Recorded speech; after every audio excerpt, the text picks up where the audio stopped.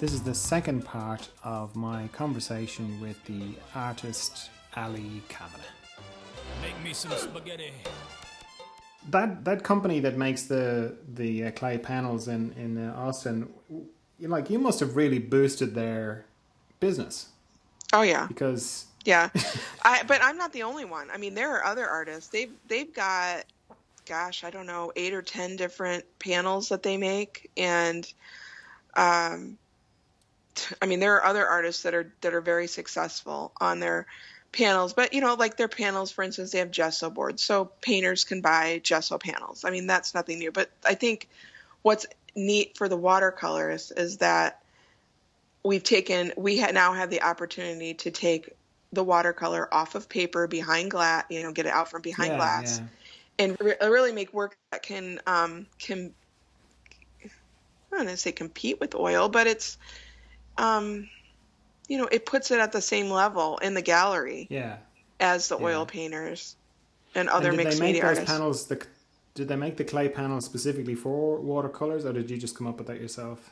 No, it's called aquaboard. So yeah, it is made specifically for watercolor. Right. Yeah. And it's incredible. It's an incredible surface. Is it brittle? Like if you drop one, does it shatter like a bathroom tile or? No, it's amazing.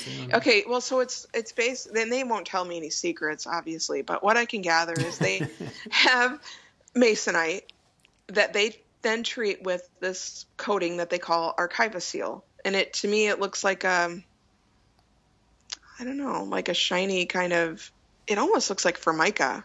I mean, because I have gotten pieces of the masonite that is not treated with the clay yet, so it's just the masonite with the archivoseal on it, and that it looks like, if you can imagine a piece of like countertop masonite or formica is what I'm saying. It's got, imagine like white formica. Okay, so it has like this thing, but it's not as resistant as formica. It's definitely something that they formulated that's really good. But it adheres. That's what they put on all of their panel, all of their surface that they do get that archivoseal first, and then they treat it with the thing. And it is like we're talking a serious bond. I have never had the clay. I mean, I have abused these panels. I mean, there's experiments that I've done, and they do them too. And there are times when, and what happens is, because the clay is very delicate and it's absorbent, it will get fingerprints. That's why you need to seal it. You need to varnish it. But it will get nicks and stuff. It's very easy to repair because they'll send you more of just the aquaboard mix. So you have like a jar of it in your you have to keep it in your refrigerator because there aren't any preservatives, so that it remains white. But you can touch it up, you sand it, and as a matter of fact, a lot of companies make these watercolor grounds now that you can paint on anything. Okay. Golden makes them. Daniel Smith makes them. You can just buy the aquaboard mix from Ampersand if you want to go and paint it on your own thing. So it goes on like a paint. They spray it on, so it's got a very even coat. And then it doesn't budge. And I've scrubbed. I've dug in with knives. I do everything. I've done everything you could possibly do with the surface, and I've never had it fall off or break or do anything that you wouldn't want. So I mean, I put my name behind it. Aquaboard opened up a very new thing in history for watercolorists. That's their product. I think that's the most revolutionary or whatever. But everything else is, like I said, gesso board or masonite board or scratch board or those sort of things are kind of like, well, we already had that. We did not have aquaboard. We never had anything like this, except if you look at frescoes. And that's the thing is that, I would say, like when I first thought, what am I going to call it? I would say they're watercolors, but people would look at them and they would just this doesn't look like water. It's not, to describe them as watercolor, it wasn't really, I didn't feel like it was an accurate term. Yeah. No, I agree. And then and then American Art Collector was a magazine was actually they were the ones that said modern fresco, and right. I thought that was a very good term. I mean, I was looking at frescoes. That's where my next route was going, was to start just producing frescoes with watercolor. But, then I quickly found that Ampersand was making these panels, and that worked for me. And so I never went down the avenue of trying to design my own panels and stuff. But, yeah, I mean, there are times that the clay that they're working with, because see, the stuff that they mine, the kaolin clay that they mine, is from the earth, and they get it from industrial sources. And so the earth will change, and they have had the clay change on them. And it's because they're going into a new area of the earth, wherever it's being mined, and their source and stuff. Yeah. And so the aquaboard will sometimes change. And I've gotten on the phone with Elaine, the one of the owners at Ampersand, and we've FaceTimed, and I've shown her what's going on with it. They'll send me new when they'll come up with new formulas, like when the clay will change on them, they'll reformulate things and tweak things to kind of the aquaboard that I am painting on today is a completely different aquaboard than I was painting on 8 years ago. It's completely different. It has changed that much. It's similar. I mean, it's similar. It still takes watercolor, but I get a certain style like mastered on one surface, and then they tell me, oh, our formula is changing. And that's like, so I get samples and I work through it and I figure out new ways to, and each one has its own like, oh, wow. The first ones I could really do some good hair with, and I could do certain things with that one. And then when that was gone, then I got the new one, and the new one that was 2 times ago. The latest one after that was like I could do skin tones like I was never able to do on the previous one. And, and now that's taking the water more evenly than before. So it changes, and we just have to kind of understand. They said that well, aquaboard is their trouble. They always have trouble with aquaboard because of the nature of its sensitivity of the clay and stuff. But it is their biggest seller now. It is, and that's their product that they can't give up on. So we're always going back to the drawing board every time something has a little hiccup. But there are I'm not the only one. There are other artists that are doing incredible things on aquaboard. There's a guy that does, huge because they can make it the size 4 by 8 feet. They can make you an aquaboard panel 4 by 8 feet. No watercolors could ever work that big before. You would have to sew paper together, And so there's a guy that does stuff, big pieces for hospitals, huge multi-panel things that will, so that's exciting, that you could take watercolor to that level. Yeah. I've read somewhere that you said, God is my manager. How big a part does surrender play in your work, like both creatively and on the business side? Yeah. When you're an artist and that's your sole income, and it's one of these commission only jobs, so you get paid when something sells, and so it's like a real estate agent or something like that. The times are good, it's feast or famine. Times are good, times are bad. It's up and down. It's very very high extremes. And this one thing that I do tell people that I'm mentoring is you have to diversify your income, because you are going to have lulls. And if you are only depending on painting sales and galleries, then you're going to have lulls, and it's just a recipe for disaster. You're going to give up. So in that, I am really only selling my paintings. That is my income, and I supplement with portrait commissions. And so I will take a few of those a year, and that will be to fill in. But there's still hard times. I might sell 4 paintings in 1 month, and then no paintings for 4 months. It goes like that. Right. So I learned very early on that just like Ashley, I love Ashley, Longshore. I love that thing because I've been thinking she's a brilliant girl. She knows what she's talking about. But you set your bar. You say, I will survive on this, and you do. And this is where my trust in God that is bigger than something. There is something bigger than me that is in control of my life for good for me, that I can trust in, and that having that trust takes away my anxiety, because I can say, it's happened so many times that I'm like, how are we gonna, pay this bill that just came up, or how are, things, I don't know about any sales. Like I have, my galleries haven't told me about any sales, and we need a painting to sell.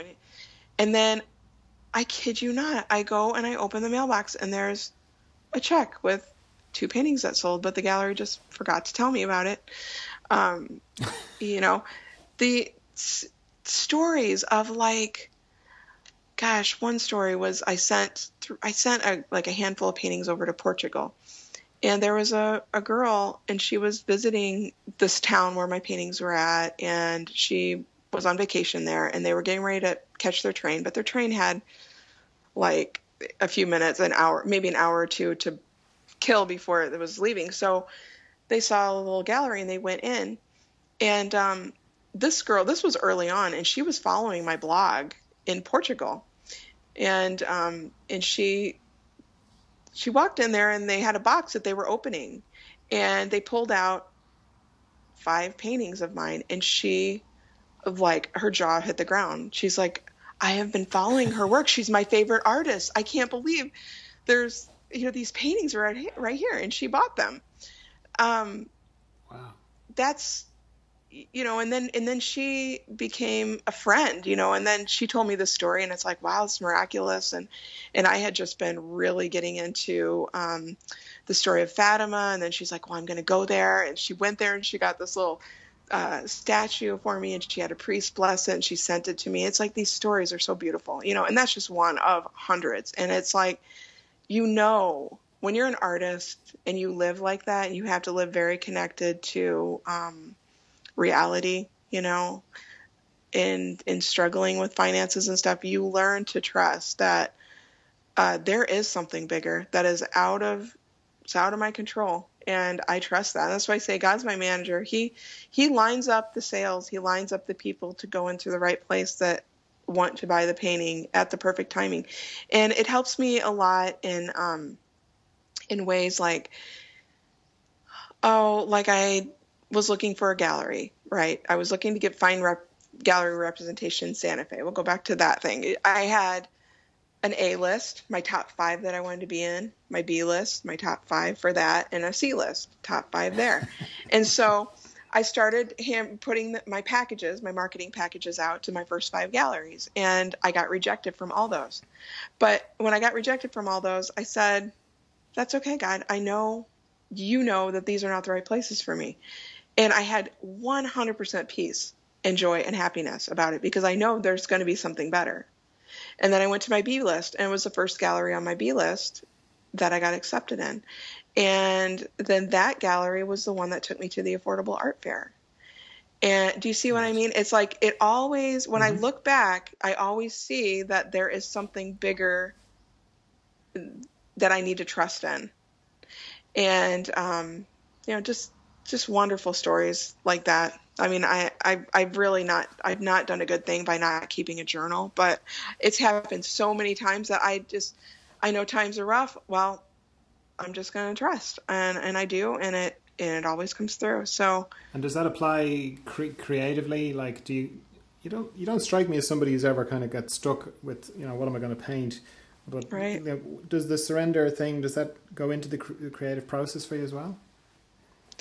Oh, I think it definitely does. I think that, surrendering your pride is your worst enemy. Okay. That's for all of us. And to have humility and to open up ourselves in a vulnerable way and take take advice from everyone, and not to say that you take advice in like an insecure way that it's going to change who you are or stuff like that, but just be open, open-minded. When someone says something about your work, if you want to take it negative and get upset and all that, I don't do that. I take it as a positive. Well, why did they say that? I wonder what they're seeing, and I want to get in their head and find out what exactly it is, because if I hear that a few times from a few different people, some, negative criticism or something, I don't get offended by it. And I think you have to have humility to be able to do that. And I know, because I had, 15 years of pride where I didn't have that. So I do know the difference, but it's a beautiful thing when you can really open yourself up to not taking criticism personally, not taking rejection personally, and taking it as a sign that there's something better. There's something you need to see. You need to look better, that sort of thing. The surrender, I think that for me, that would be how surrender applies to my work. But in my, art making end of it, you have to be honest with your work, and that takes humility. You have to know that your imagery is who you are. It's very easy, especially with the internet and all the images you're getting exposed to every day. It's so easy to get wrapped up in something that's not you, oh, look at that little technique. I could do that. And and then it's like, you start to, lose yourself. I mean, I've been tempted. We all have temptations to maybe do things that aren't really honest. So I always, I feel like the humility, again, just stay the course I'm on, really go back to what is it I'm trying to say with my work. And, this is actually the perfect, I think, question. I'm searching here for my words, I think this is a perfect question that kind of applies to what has happened to me over the last 2 years with my transition of my oldest daughter, who had been my model since the 90s.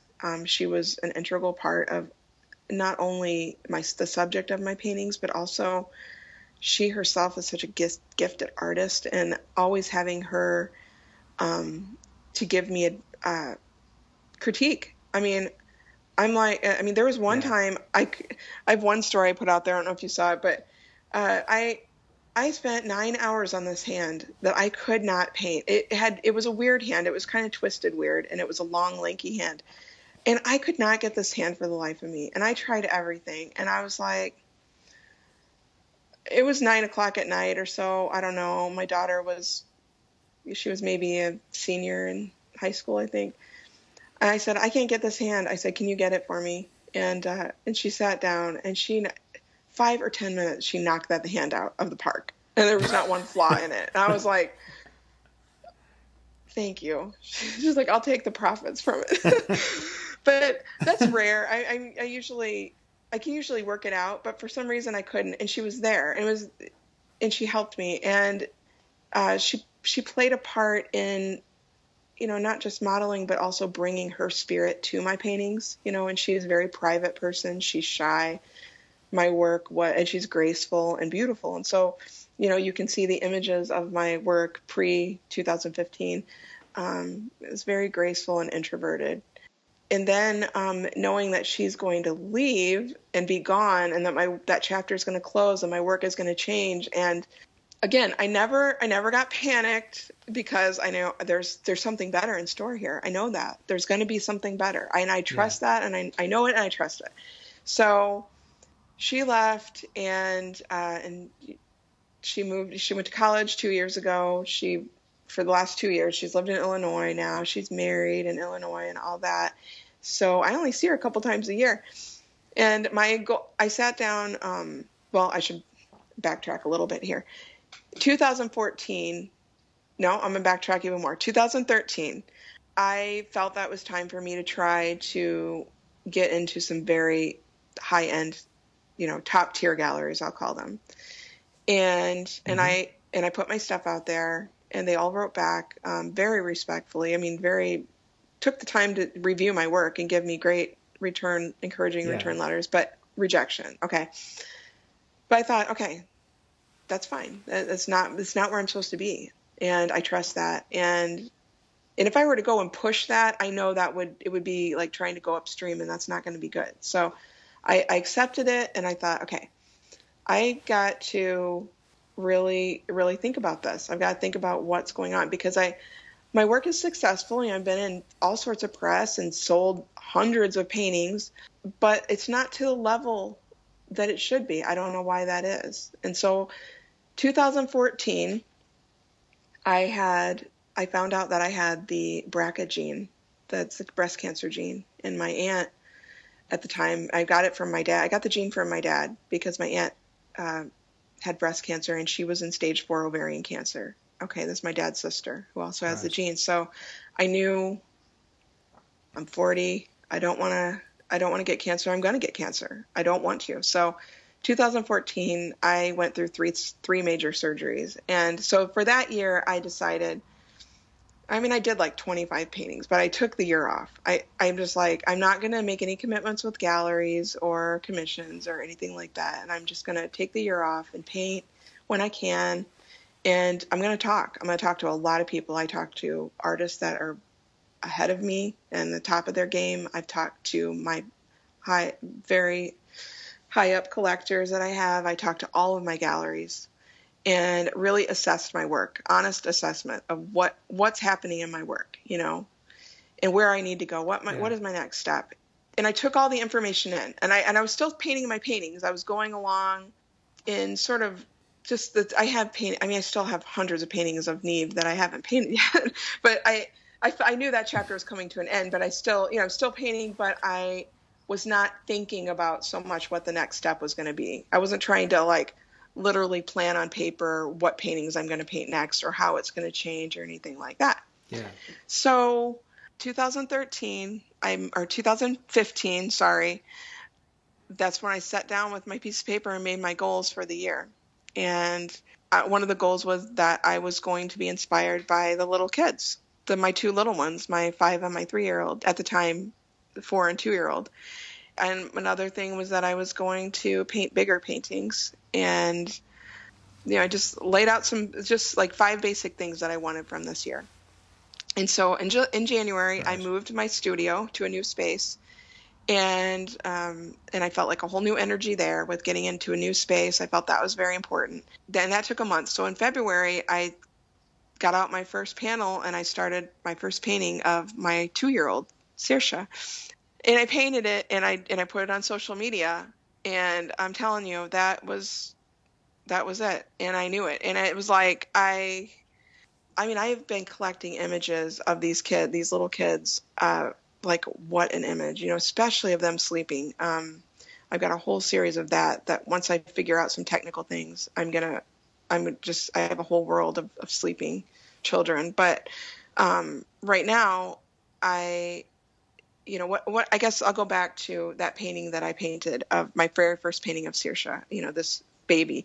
She's 2 years old. She's just in her underwear. So I get the full figure, and I did this little, bluish kind of blue-green color, and I put it up there on Instagram. I'd only ever gotten at most 200 likes, in proportion to my followers. I was 2,000 followers. You get about 10% likes of what your number of followers. That's what I found as a rule of thumb. If you post something good, you're going to get 10% liking. Okay. So I put this image of Saoirse that I painted up, and it got 500 likes. And I thought, wow. This image is of her. She is a model that I feel I respond to. Okay, as a mother, I do, but also, even if she wasn't my child, she just has a really compelling presence and look. That's completely different than Neve, my older daughter. Obviously the age difference, but she's just a completely different person. She is like this fairy, this little garden fairy, and that's who she is. And she brought that to the work, and it's just like my response to her are these paintings. Then I knew at the time, but I was a little bit thinking back to old voices, I guess, that were in my head. Are people really going to respond to me painting my kid, pictures of my kid? They're going to want their kid or whatever, those kind of things go through your head, because all artists hear that paint children. Yeah. It's like, well, it's not my kid. I'd rather have my kid. Well, you know what? I've sold hundreds and hundreds of paintings of my daughter. So I know that that's not true. But I think that what it is that they're trying to say is when there's, when the work is sentimental, it's not good. I mean, it's not good for sale to, you can't sell sentimental pictures of your children too. So, that's kind of the key element of that. But, so Saoirse, like one day I did maybe, I don't know, 4 or 5 paintings of her, and in my style that was kind of loosening up a little bit, but I'm still, I'm getting experimental with color, but it's still tight. And then one day in April, I decided, you know what, I'm just going to like throw water down. I'm just going to go crazy with this. And I started, pooling water and just letting it dry and to see what would happen with it. And it was like, I mean, I had this piece, I'm like, well, I guess I'll just put it on Instagram and see what people think. I was almost like, I don't even know. This is like, this is so messy. I can't even, and I put it up, and it got 1,000 likes. It was like almost, and I think at that time I may have been up to 3,000 followers, and it got 1,000 likes. And I think it's, past 2,000 likes now, but, see, this is where Instagram is a very good tool to get honest feedback, because that painting, doing that painting and then getting that sort of a response, I was like, you got to be kidding me. I just drop painting down, like I just drop paint and like have fun and don't even think about it. Just let it flow. And it was like going over like gangbusters. So I did another one. I put it up, and again, all these likes, and it's like, it just snowballed. And it's really, I mean, we're talking, let's see, April, May, June, July. I mean, we're talking 4 months that I've been doing this new style.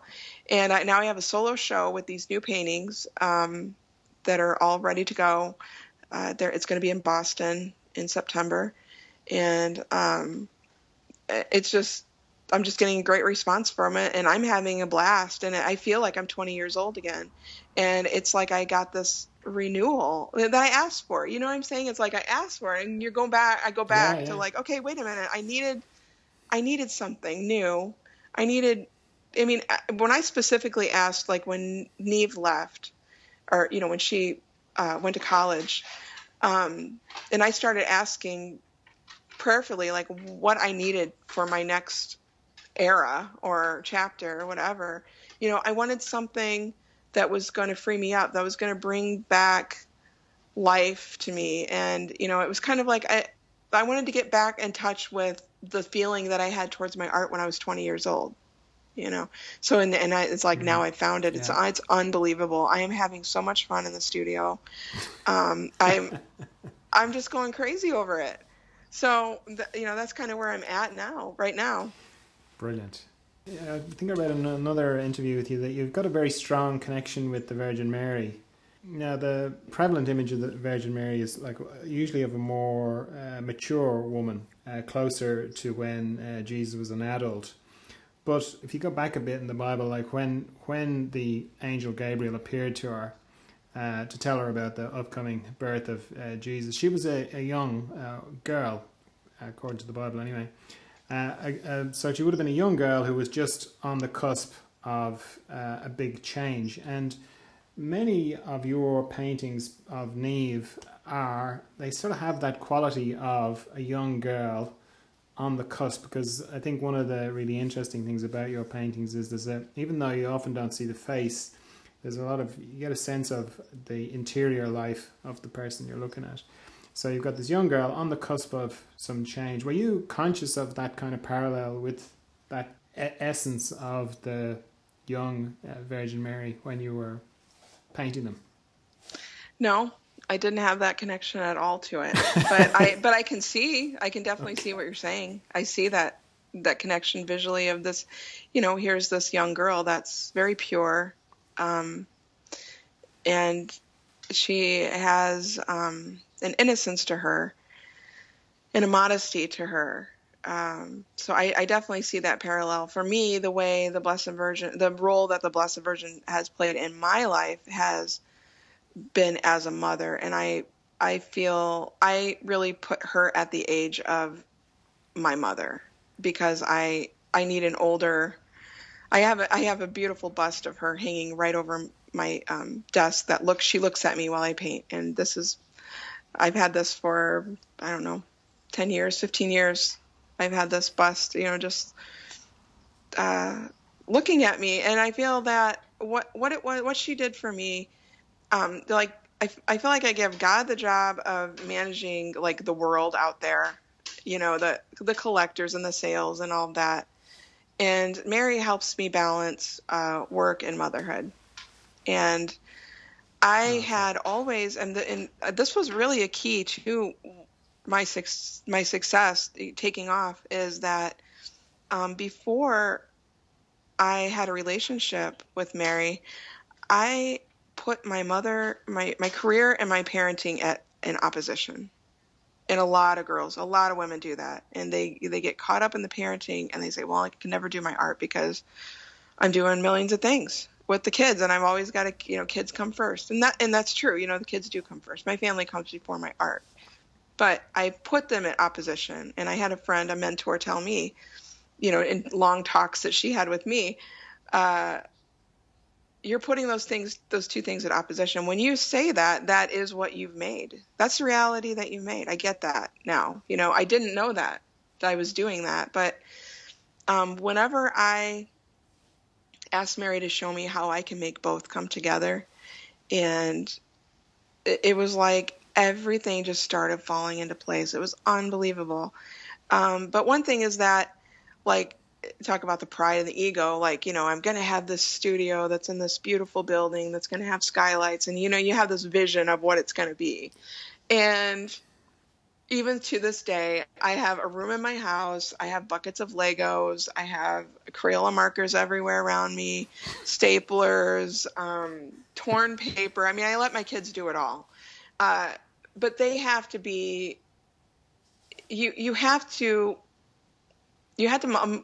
moms are good at multitasking, but that's what you have to do. And for me, watercolor is not toxic. I mean, the pigments are toxic, but there's no fumes or anything like that. So I can paint with kids right around me. Yeah. And I think that's an important thing for moms out there that don't, or dads out there that might be at home with kids. You have, if you want to make art, you can't be rigid. You can't say, well, I do this, resin stuff that's so toxic, it's going to make me, I have to have this other studio. And, you make like this rigid expectation, but I have to be here with the kids, so the art's never going to get done. And then you get bitter. You can't do that. You got to get rid of that. You got to say, okay, I can't do the resin work, but I'll be able to do this work. And I could do this, and I can do this in the home with kids around me. And the kids are not little forever. I mean, we spread our kids out. We have a 20-year-old, a 12-year-old, a 5-year-old, and a 3-year-old. So we got 3 decades that we've had kids in. And so, I mean, a lot of people don't do that. A lot of people have 1 or 2 kids, and when they're young, they are crazy. And I mean, right now, I'm an older mom, and I've got the 2 little ones, and they are a lot of work, and they're noisy, and they're high energy, and they're very creative, and you've got to constantly be feeding that to them. But there's a way that you can harmonize it together in your home, and that's what the Blessed Mother helped me do. And I really believe, because I asked her for those things. I asked her for wisdom and prayers for me for that, and it all just happened miraculously. And it's hard. I'm not going to say there's not hard days. There are days when I didn't get in the studio, but you have to be disciplined. That's your own responsibility as a person. You have to be disciplined. I mean, you can't just say, I'm going to get into the studio and then never do it. I mean, you have to say, put the phone away, turn the computer off, whatever. Get in the studio, do your hours. I mean, I used to work 10 hours a day in my studio. I used to paint for 10 hours a day, and now I paint for 4 hours a day. And that's what the little kids, when my paintings really took off in 2007, I already had both of my kids in school, 2008. was when both of them were in school. So I was home alone for the day, and I could paint, and I could paint 10 hours. I'd paint all day long when they were gone, and then I would paint after they went to bed. And then when I got pregnant with Malachi, my 5-year-old, then I thought, you know what, this isn't going to happen. I can't pull these hours. I know that. So I took it down to four hours. But I was still producing the same amount of work. I mean, I don't know how that happened, but, and then my work got more, after I had Malachi, my work got very intense, and my palettes got complex, and my technique got more and more labor intensive. And so then painting started taking a lot longer to make, you know. So a lot of moms ask me if they should, a lot of artists, not moms, a lot of artists, female artists ask me if they should have a baby. Can it be done? They want a baby in their heart. They want a baby, but they get their art careers going on, you know, kind of got good momentum. They don't want to break that. And I always tell them, have the baby, because it will inspire you so much. I can't even imagine like what my art would be like if I never had kids. I mean, think about it. And the way that they have driven me, they inspire me, the things they say, the things they do, the art that they make. I mean, every artist should try to have children in their studio at some point, or be around children, because they have the best ideas. They're so free. And it's like, that's what we need to get back to, you know, that's where we come from, and then we lose it, and the world makes us hard, and then we want to get back to that. So, that's you know, that's a Picasso quote, isn't it? I don't know. I probably heard it from him. Now that you say that, I know the sentiment of it. Yeah, it probably is. It's true. It's absolutely true.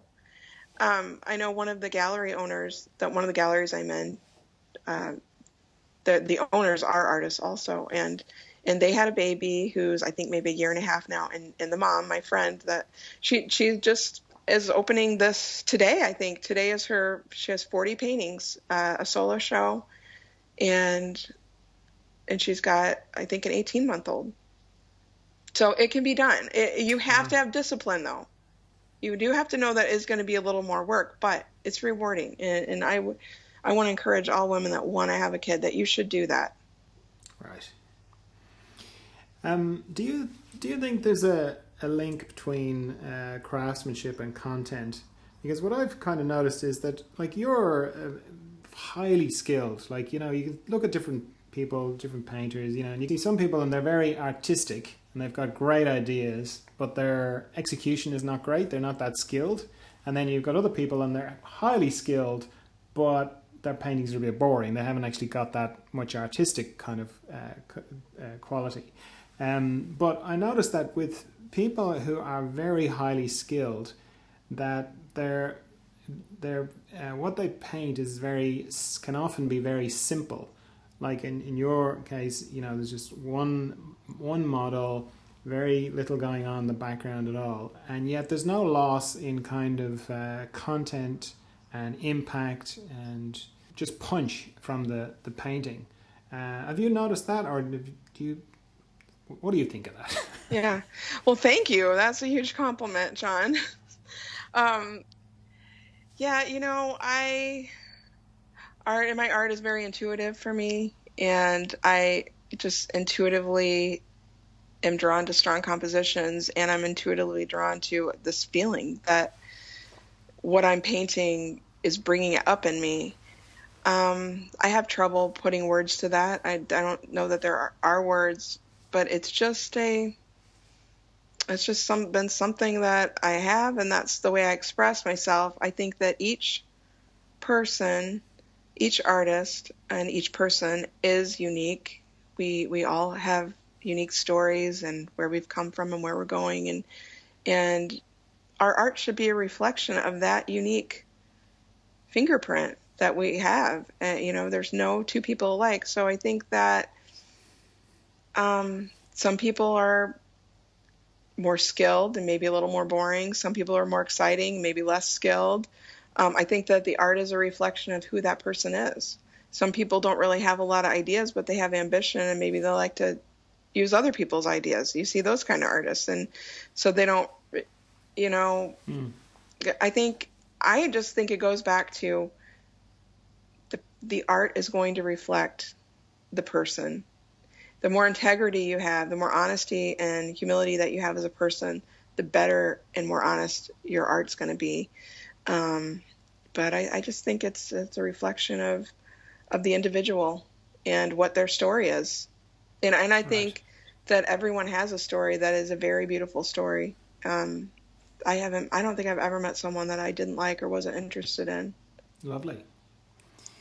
You've said, I saw somewhere that you said you've got a lot of paintings in your head ready to paint, and that you also said that you, like, one of the really enjoyable parts of the whole process is actually taking the photographs that act as the source material for your paintings. Do you ever think about taking on apprentices to kind of work from your photos under your supervision, or that kind of old school way of having a studio, the master painter, and then all the kind of apprentices underneath them?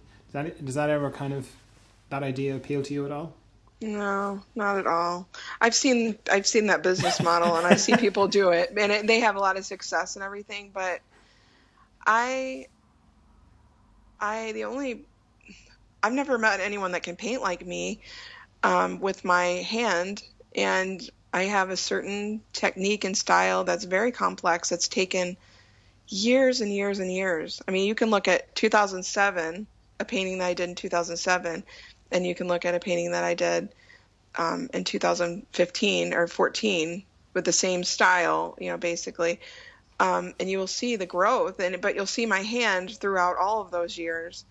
And that hand cannot be, it can't be reproduced. It can't be done by another hand. I think that there are artists out there that are doing work that can be produced like that. And that's fine. I mean, like I said, the art is a reflection of who that person is, and you want to know what the person's like. Look at their art. But it's the people that really want to, get these factories going with the art, and they have their concepts, maybe like Jeff Koons or someone like that.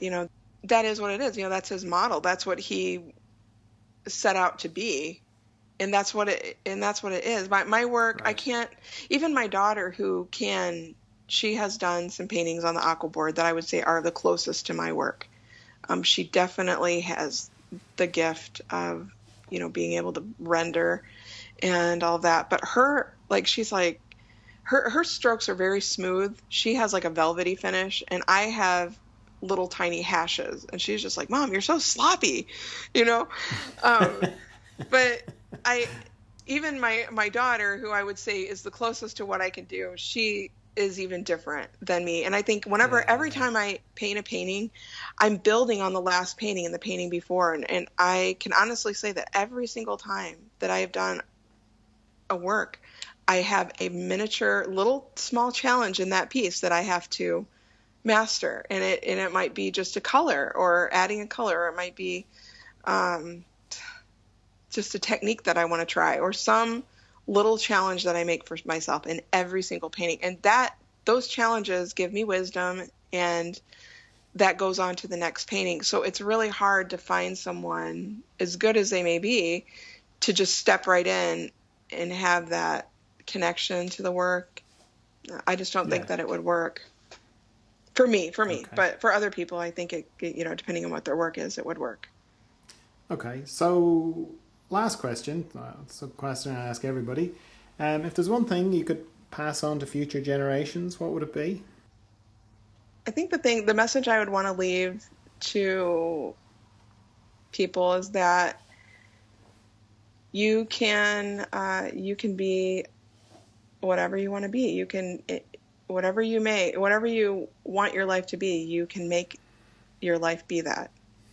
You might have to, it might be uncomfortable, you might have to make changes, but in that, I guess I would want to leave the message that life can be beautiful, even if you've suffered trauma, even if you've gone through very horrific things. Look around you in life, look at the beautiful things in life, look at children. I think that would be what I would hope to leave. Lovely. So how can people find out more about you? You've said a couple of different websites. What's the main one that people can go to where they can get all your social media stuff? I think, I mean, my website is alicavanaugh.com. And that is kind of my portfolio of everything that I've done. It's got my bio, my resume, all my paintings. It's got a brief sort of selection of my paintings. I haven't put my complete archives on yet, but I will eventually. And it's got my contact and all that. The Instagram, if someone wants to really follow my work, I would say Instagram's probably the best place, because that's where I go when I'm halfway done with the painting.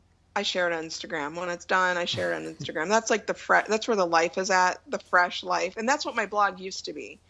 But yeah, Instagram. And then I also have a Facebook fan page. So whatever I post on Instagram then gets posted on Facebook fan page. So you can follow me there. And that's really it. And do you have... Or they can call me. I mean, I have they can contact... Go ahead. Well, I was going to ask you, do you do the mentoring for artists? Is that an official thing, or is that just through artists that you know? Or if somebody was listening to this and they wanted you to mentor them, could they get in touch with you, or are you open to that? Or Right. It's actually a business that I'm getting ready to set up. I have found that it's a business and that will be probably on my website, but people can contact me. I have just sort of organically happened to, just make friendships. People will contact me and I start talking to them and they need help. And I love mentoring the younger, the teens and the 20s. Cause that's what I know. But I think even people my own age I have a group of artists that are, my colleagues that are where I'm at too. And we have to talk to each other. We have to vent. We have to encourage each other, and even professionals, 20 years ahead of me, we need to connect with each other, and that's what the internet does, is it helps us connect to each other. But we need feedback at times when we're at crossroads and stuff. So, that's a business that I'm actually been working on, and that'll be on my website. But anyone's welcome to send me an email, and I will do the best I can. Brilliant. Okay, well, thanks for taking so much time. It's been you've been a fount of really useful, practical information about painting, art, and life in general. So it's been great talking to you, and thanks so much for your time. Thank you, John. It's been a pleasure. Great. Okay, well, bye for now then. Bye, John. You take care. I've never felt this good in my entire life. Make me some spaghetti. Yeah, we are the Argyle Pimps. So buy us a drink. We're better than you thought, but not as good as we think. We are the Argyle.